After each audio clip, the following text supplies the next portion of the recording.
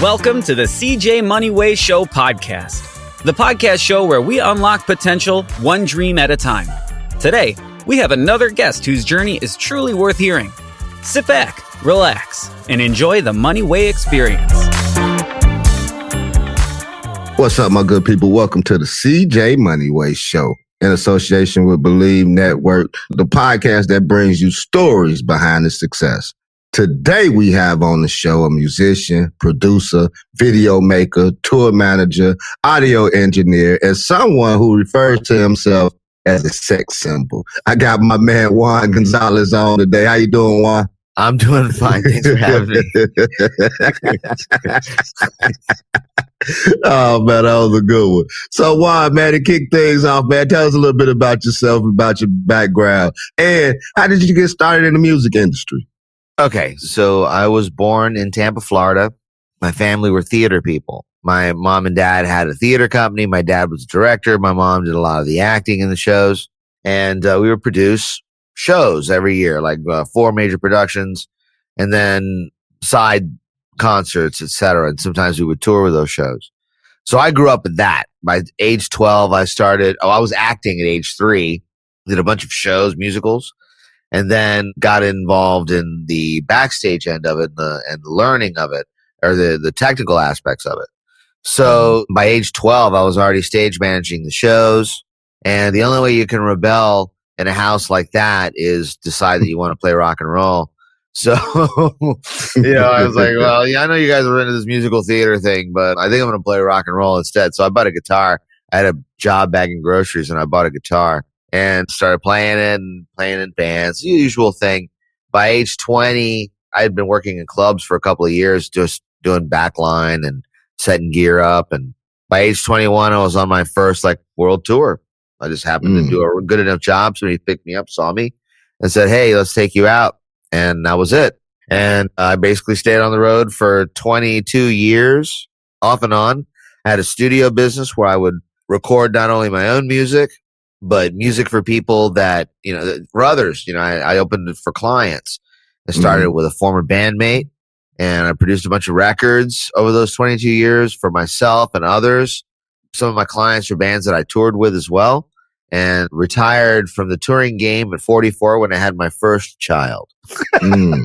And since then, I still do a lot of studio work, but I'm a full-time technician in the theater.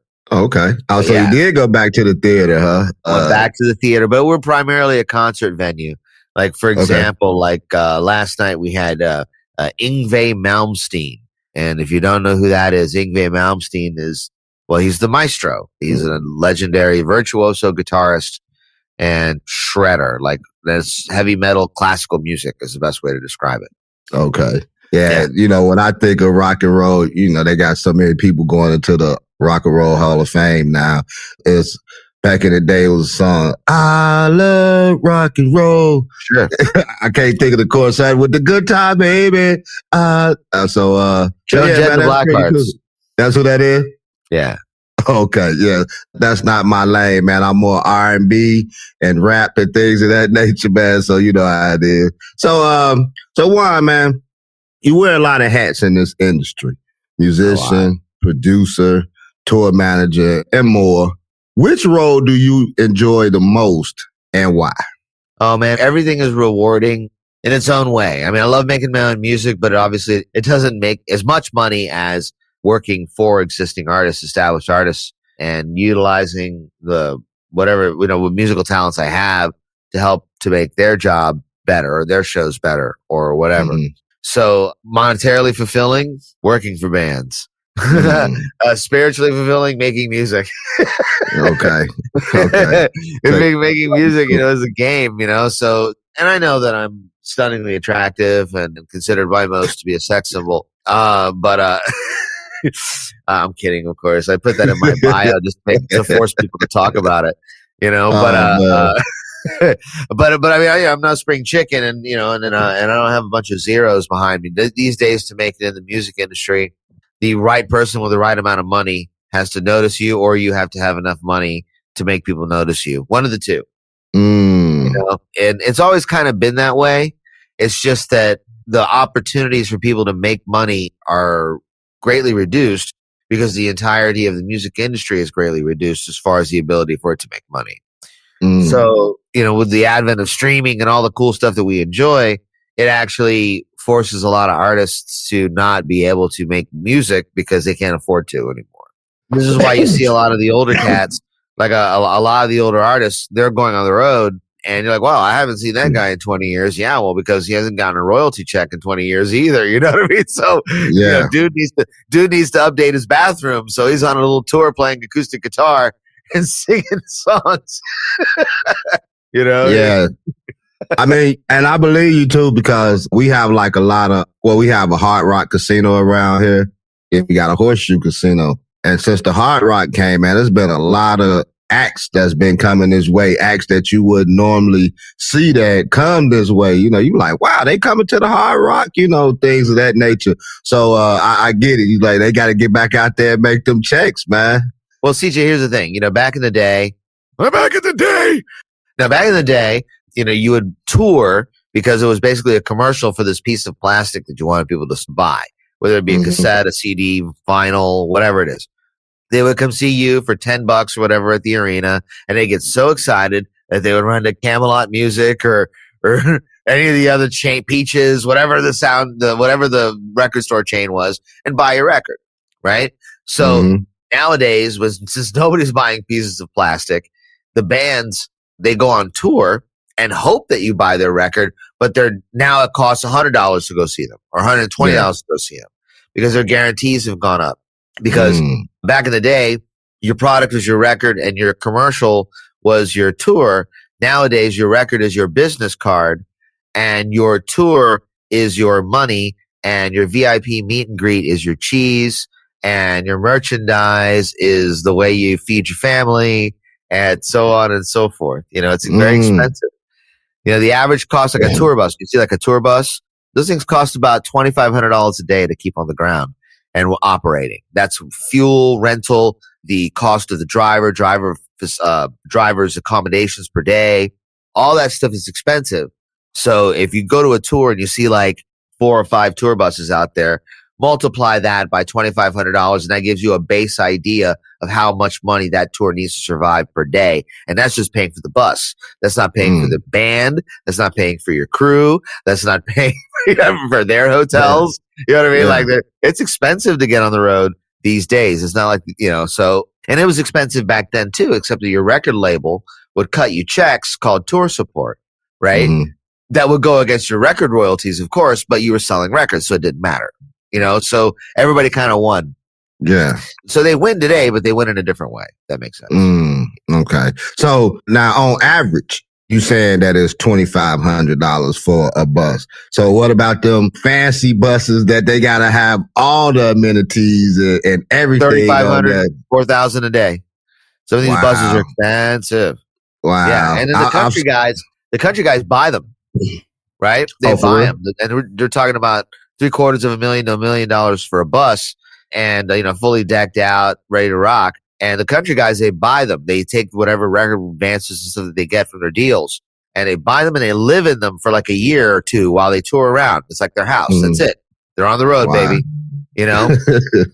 And then when they're not on the road, they'll turn around and sublet their own bus to a bus company to rent out. So then they become businessmen.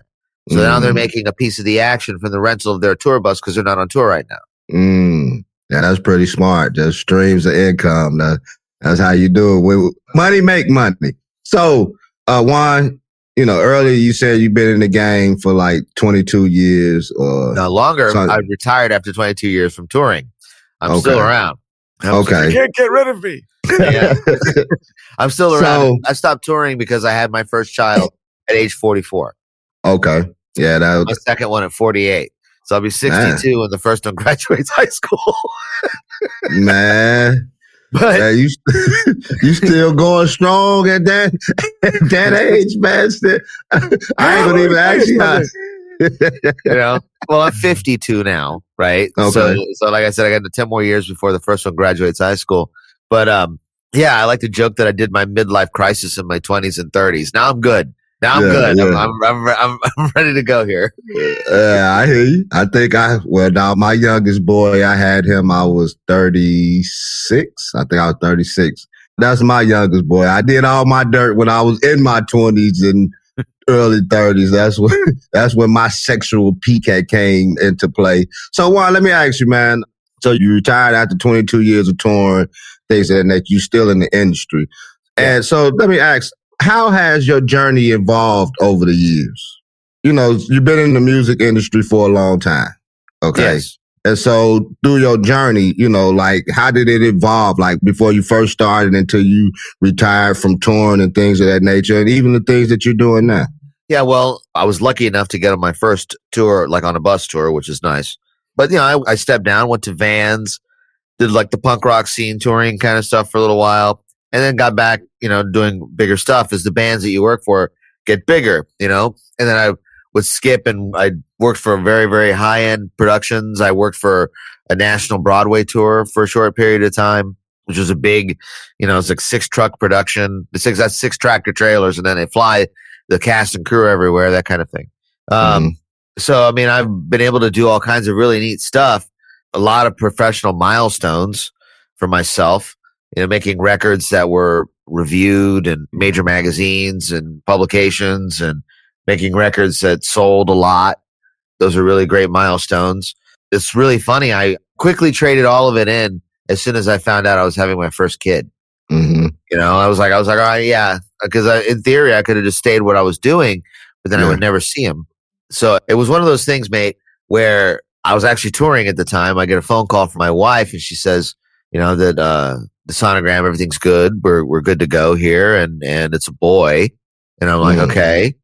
And so I remember hanging up on that phone call, going, oh man, what's going to happen? You know, and a week later, I get offered this job about a 45-minute ride from my house, and I'm like, okay. That's one of those signs, you know what I mean? And you go, okay. So, all right, I'm out. You know, so I let the band know that I was done and that I wouldn't be able to do the European tour that was going to be coming up 6 weeks later. So I gave them roughly a little over 2 months to find a replacement, which I think is fair. Mm-hmm. And that I would finish this tour and then I would come home. And then after that, you know, I'm done. Thank guys, you know, you don't have to replace me or anything like that, you know, because I think that's kind of lame to quit and just scram just because some other opportunity came up. I think that's kind of lame. So I think it's always good to finish your obligations if you can, unless whoever it is you're working for is just so god awful you can't be around them, you know. You know, but and then luckily for me, that's never really happened. At least I don't, and I've never been fired. At least I don't think so. You know, it's one of those things. Yeah, I've never been fired. You know what I mean? But at least I don't think so, you know? I know that like I've been replaced, but that would be because well, no, I mean, I was busy doing something else. Yeah. So they found somebody else to replace me. And then that guy worked out. I mean, it's not like I was fired. It was just like life just kind of, and it happened on more than one occasion where I would come back to a previous employer because I still tour now and again, but in short periods of time. The theater that I work for gets slow in the summers. So it's not as booked. So it gives me a little more opportunity, a little more leeway to either go on vacation. My wife's from Italy, so we like to go back so she can visit family now and again. You know, so I either go on vacation or to go on a tour, make some money, extra money. And so I did. I just came back from South America in August. I went down there for a couple of weeks with a band that band that I was working with that I left to go work at the theater, but then, you know, they found somebody else to replace me. Right. And then, but they needed a guy for South America. And I said, sure, man, absolutely. I'll go down there. So I like to say that I've never been fired. And I like to say that I've never left anybody high and dry. At least I don't think so. Right. Yeah. I never consciously did that. How about that? Yeah, I get it. Now I have been fired and I have left a company up and dry. I have, like you say, I didn't want to be there anyway. And I know that you didn't want me there. So like you said, you put in a 2.5 months notice. Sometimes you don't even put in a 2 weeks notice. Like, I ain't even putting in no notice. I'm just not coming in the bar. You'll find out when you don't see me here. So Juan, man, let me ask you, man. So what are some of the pros and cons you have experienced throughout your career in the music industry? Well, one of the pros is I basically ate for free for 20 years. You know, at least half the year I would eat for free because, you know, I be on tour and you get catering And so if I was touring 6 to 8 months a year on the average, and it was kind of like, I basically never bought groceries. So that's a pro. I got awesome frequent flyer miles. That's a pro. I made good money. That's a pro. Cons, I mean, it's a lot of work. There's a lot of 18 and 20-hour days and days that run into each other, and you just got to keep going because the show must go on. So that's just reality. And even in my current job, I'll have 14-hour day followed by another 14-hour day followed by another 15-hour, 16-hour day. It is what it is, mate. You know what I mean? Like, you're either doing the job or you're not doing the job. And so, yeah, it's one of those things where it's a lot of work. Everything is work. It's music business, not the music friendship. So, like, business is business. I had a good friend of mine. He used to say, business is business and Moses is Moses. You don't confuse the two. Yeah. It sounds pretty interesting, man, especially the free eating part for over 2 decades. And like you say, the money, that's always a pro. So let me ask you a question, Juan. So you've been on, at least 5 different continents. Yep. So what are those continents that you've been on, and how has working in such diverse locations influenced your work? It's all about market. So, I mean, there are no venues in Antarctica, so that one leaves that out. South Pole Station, I think Metallica played there once. Mm-hmm. Metallica, but they're massive. You know what I mean? Like, yeah. And I'm sure they didn't bring their whole show. I'm sure it was a stripped down version. I have to search that. I heard that rumor. I don't think that's true, but I mean, yeah. So there's no rock and roll down in Antarctica. And Africa, unfortunately, it just doesn't. There's just not a market. It's too expensive to get around and fly around. It's a giant place. And I mean, I'm sure there are some bands that do well down there. I mean, obviously the larger bands are going to be playing places like Cairo, but that's as Africa as it's going to get for them. Do you know what I mean? So, because the other places are not, they're difficult to get to if they have venues at all that can accommodate a larger band, so Middle East is a difficult territory as well, but it does get done. There are bands that actually, like J-Lo and stuff like that's going to play these massive places. Of course, they're going to play the very exotic places, but most of Europe, Asia, your larger cities in Asia, Australia, Oceania, I guess would be the continent, North America and South America. All those markets are much easier to travel to and work in. So, yeah, and you can be a relatively small band and play the same markets that very large bands play. Oh, okay. Because they have highly populated areas, and highly populated areas that give a crap about seeing you. That's really, what I mean? Like, because they might not speak your language, but at least they care and they want to come see it, right? So, yeah. Just got to ask you about the crowds, man, because I remember seeing one time when Michael Jackson he did a tour overseas or something, man, and just how wild, and they out there crying and, like so excited to see him. So is it actually like that? You know what I'm saying? Like people really get that into 100%. Yep. People go crazy. I've seen people go crazy, like crazy, overseeing people. I've seen lots of nudity. I've seen like a lot of nudity. When they throwing their panties up on the stage, I've seen that. I've seen some pretty amazing stuff. All the cool stuff that you hear about that happens, like at rock and roll concerts and all that stuff like that. It does, just not as frequently as people would think. It's not like, okay, in all fairness, I wasn't touring with Motley Crue in the early 80s, so I don't know if that's you know what I mean? I understand there's some pretty wild stuff that used to happen on that tour, or some of these other bands. I can only imagine what it was like touring with Prince in like his Purple Rain era. You know what I mean? Like, yeah. I can only imagine. Yeah. If I was your girlfriend. Even the spotlight operators getting lucky that night. You know what I mean? Like, hey, everybody. All you got to do is just be you on the security team? You get a badge around, you're good to go, Especially in the early 80s when, sex was safe, quote unquote, Yeah. And quite, well, not that, or I guess not. I guess in the early 80s, that's when we had AIDS, so it wasn't so safe back then. But you know what I mean? Yeah, I know what you mean. And society was a little more permissive. We were coming off of disco. More open, as far as drugs and everything else. I know the life. I know what you're talking about. So Juan, man, let me ask you, man, why do you feel that education and skills are the key to success in the music industry? Because, like I said earlier, this is the music business, not the music friendship. So at the end of the day, these guys need skilled people to work for them. That's why they're looking, they don't need some dolt that's going to learn on the job. So one of the main reasons why I write my own music and make my own music is because it keeps me sharp on all the latest software. So when clients come to me and they want to get something done, like whether it be drum editing or whatever, man, I'm ready to go because I know how to do it. I just did it on my record, that kind of thing. And so I get to test new plugins and new software, and I also do video work as well and CG work. So it's like I have to stay sharp on this stuff. It's constantly changing. So it's just like any other business. So education is crazily important, and it's not knocking people that go to universities and stuff like that to learn their business. But just because you have a degree doesn't mean you stop learning. You got to keep going. Like when you get like an accounting degree, you still got to take another course to become a CPA. And then every few years, you got to refresh your license. So you're constantly learning something new, right? Yeah. How is that any different? Anybody that wants to work from the top of their head down has to keep learning. If you want to work from the neck down, then your skill set is frontal lobe stuff and I guess have a job, but not a career. Yeah, that's a good point that you made right there. From the neck down, a job, not a career.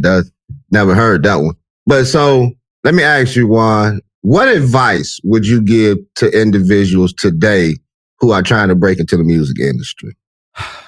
From one end of it, as an artist or as a technician or someone that works with artists? Either or, all three of them. Okay. To artists, I like to say this. It's show business. Okay. If you make it to the point where you are so disfigured and you still don't make it, then you're going to have to go work for somebody at some point. And if you're so unhireable because of your appearance, because you're a quote unquote artist, that stuff flies when you're 20 up to about 32. After that, people are like, all right, now get a job. Because your chances of superstardom after the age of 30 are very slim. Right? So always have a backup plan. And as you're going up the ladder of success, remember everybody that you pass, because those are the same people that you pass on the way back down. That's a good point. And for the technical guys, people that want to get technical, maintain your appearance. Who wants to hire a slob? Nobody. Who wants to hire a guy that doesn't shower? Nobody. Or gal that doesn't shower? Nobody. No one's going to trust you with their money if you constantly smell like pot. No one's going to trust you. Yeah, you know what I mean? I get it. They're going to trust a guy that doesn't. You know what I mean? That's the reality. Anybody with money never trusts a guy that is drinker or on drugs constantly, because that's where the money's going to go. Yeah, so, it's an integrity and moral thing. I get it. Okay. So, and then it applies. Everything that applies in the standard business world applies in the music business world. Because at the end of the day, there's some artists with like stretched lobes, neck tattoos and all this. Yeah, they exist. Okay. But those are the anomalies. Those are the weird things. Those are the weird people, right? Most of the people making money in the business don't. Because at some point they cut their hair and they become a dad, and that's it. And then they got to blend in the normal world, with people that are getting as old as they are, right? And your average 60-year-old doesn't give a crap that in your 20s in 1980, you were in a punk band and you decided to cut your ears off and shave and tattoo a devil horns on your head or whatever. You know what I mean? And that doesn't fly when you're past the age of 30. People look at you funny, and they're like, all right, dude, grow up.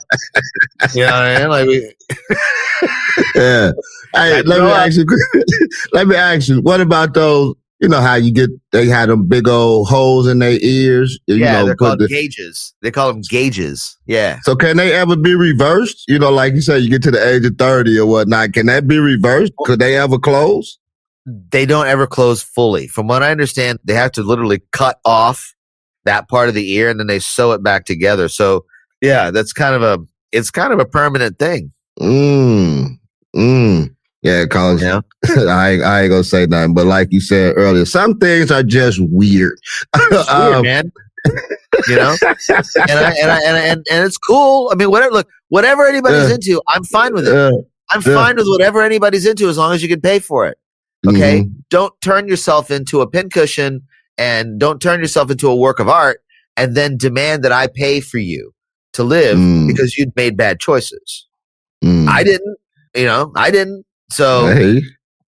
Express yourself, but I hope you got money to back it up. Yeah. That's a good one. So let me ask you a little something about you, man, on a personal level.